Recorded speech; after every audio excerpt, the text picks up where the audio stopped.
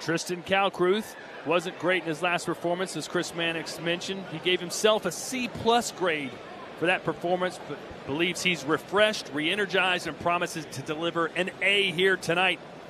And it'll be much easier now that he has a late replacement in Devonte Williams, who's fighting on a hope and a prayer. Let's see what he can do here as we come to you live from Chicago, Illinois. Not necessarily easier. I mean, you still have to learn from a new trainer. He was preparing to fight a southpaw. Williams is an orthodox fighter. Yes, he's much smaller. He's coming off a KO loss. He's been inactive. All that bad stuff with Williams. But whenever you have someone in front of you and a different look that you weren't preparing for, you might have some rounds to get out first. Well, for Williams, he lost to Kenton Cook in 2017, took 4.5 years off, then beat Ethan Darvius, then took 3.5 years off before losing last month to Dean Nicholson. No, not only that, but he started his career at 149 pounds. He's much smaller, and the inactivity is another thing.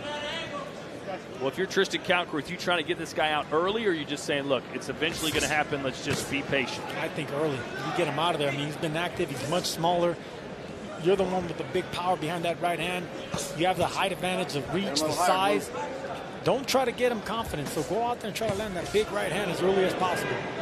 Williams shakes that one off, nicknamed the Boogeyman.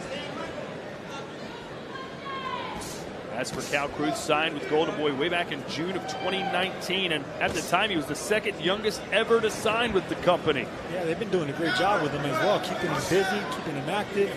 Even after that loss, that hiccup, he's back. Confidence hasn't swayed, and here he is again. Well, Chris, that loss does have an asterisk beside it, as Kalkreuth had to go through a lot of pain and an injury just to make it to the end of that fight. Yeah, he did have to battle through a significant shoulder injury that later required surgery. He's bounced back well, winning 7 fights in a row and kind of reestablished himself. But he's had a lot of uneven performances, like that fight against Valera. You look at the scorecards, near shutout, dominant, but it wasn't the best, I thought, of Tristan Kalkreuth. He can be hit or miss in some of these fights.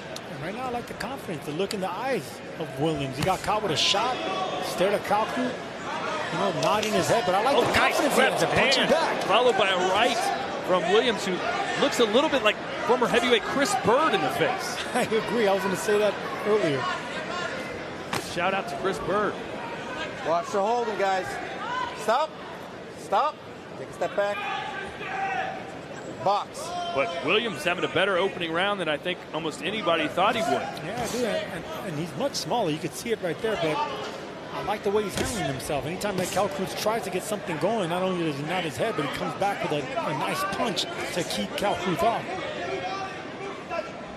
With a confident, smaller fighter like this, you got to bust him up with length. Don't get inside and give him an opportunity for a smaller fighter to throw shots like that. Pop him on the outside, keep him outside, and keep him at the end of that right hand. Look in his face. Yeah, he's showing that he's here to win, not just to stay away and make it to the end. It's scheduled for 10 rounds. If Kalkreuth doesn't use that jab and fight patient and break down Williams, I could see this getting out of hand for Kalkreuth. It's kind of one of those trap fights. Almost like a trap game in football where you look at past your opponent to the next one. This is a guy that, on paper, Kalkreuth should have had very little problem disposing of. No, not only that, but he wasn't preparing for Williams. He was preparing for a totally different style. I mean, that can work against you, especially when that other style was a left-hander. You trained your entire camp, say an 8-week camp, with a left-handed fighter, and now you're in there with a right-handed fighter that's on the back foot, tricky, jabbing, confident. The longer this fight goes, the more confidence that Williams is going to get, and the worse that Kalkreuth's going to look. He can have confidence, Sergio, but he didn't win the first round. He's not winning the first minute plus of this round. Yeah, but he landed 2 good shots in the